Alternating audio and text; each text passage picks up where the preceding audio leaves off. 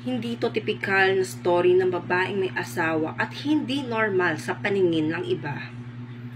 Dahil nga sa nakikita ko at napapanood ko na sobrang open-minded mo at malawak ang pangunawa mo sa mga ganitong bagay o ganitong usapin, sa'yo ko napili na mag-open up.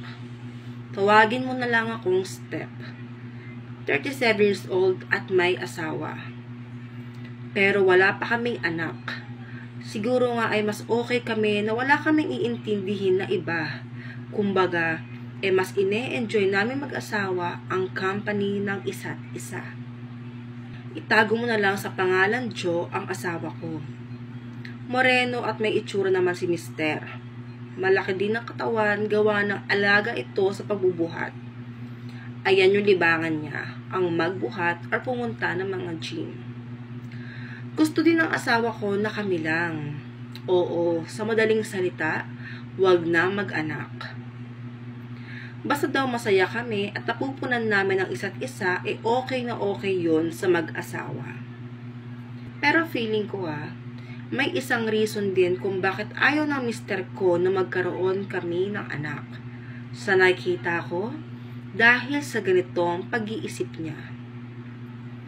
Every week po, may inuman dito sa bahay.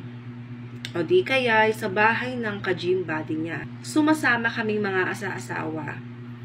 5 po sila magkaka-close at madalas magkakasama pag nag-gym. Lahat po sila ay may asawa na. Lahat ay may asawa naman na, bukod sa isa nilang ka-gym buddy na si Alex. Napaka-chick boy ni Alex. Naririnig-rinig ko sa kwentuhan nila pag nagiinom dito sa bahay, iba't ibang babae ang dinadali ni Alex. Maski sa gym, yung mga bagong members, nadadali ni Alex. Maski yung mga bakla. Basta magandang bakla at may datong, pasok kay Alex. Kaya siguro wala pa ring asawa si Alex hanggang ngayon. Hindi pa sawa sa pagiging binata at sa pagdali ng iba't ibang babae. Pero, ang pinakasentro ng kwento natin dito ay ang kakaibang trip ng mister ko pag nagkakarat kami.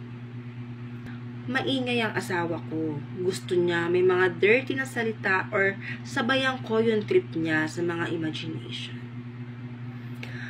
Minsan, nung nagkarat kami, habang binobrotsa niya ako, sabi niya sa akin, "Babe, nag-e-enjoy ka ba?" Sumagot ako, "Oo naman." Sabay sabi niya, "Babe, isipin mo nga na si Alex yung bumubrotso sa'yo."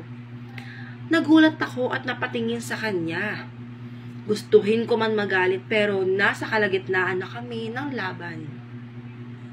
Kaya sinabayan ko na lang siya sa trip niya. Umikit ako at sinunod ko ang sinabi niya na imagining ko na si Alex ang bumubrotso sa akin. Kakaiba sa pakiramdam. Basta iba.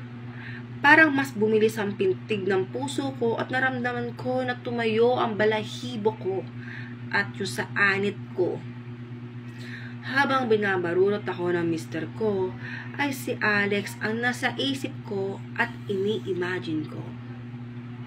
Mas okay pala at mas satisfied. Kakaibang satisfaction. May mga times pa na pagpareho kaming nakainom or laseng tapos karat yung trip namin ng asawa ko, tinatanong niya kung what if daw isali namin si Alex next time. Papayag daw ba ako? Pero dahil imposible yun, hanggang imagine na lang kami. Hindi lang si Alex ang nasali sa mga imagination namin mag-asawa every time na magkakarat. Pati mga kung sino-sino pang lalaki or kilala naming kumpare. Ganon kalawak ang imagination or ganon na ang trip ng asawa ko. Nakikita ko naman na mas fulfillment yun sa mister ko kaya sinasabayan ko na lang at hinahayaan ko. Basta wag lang totohanin at maisipan niya na babae naman ang next na imagining at isama namin.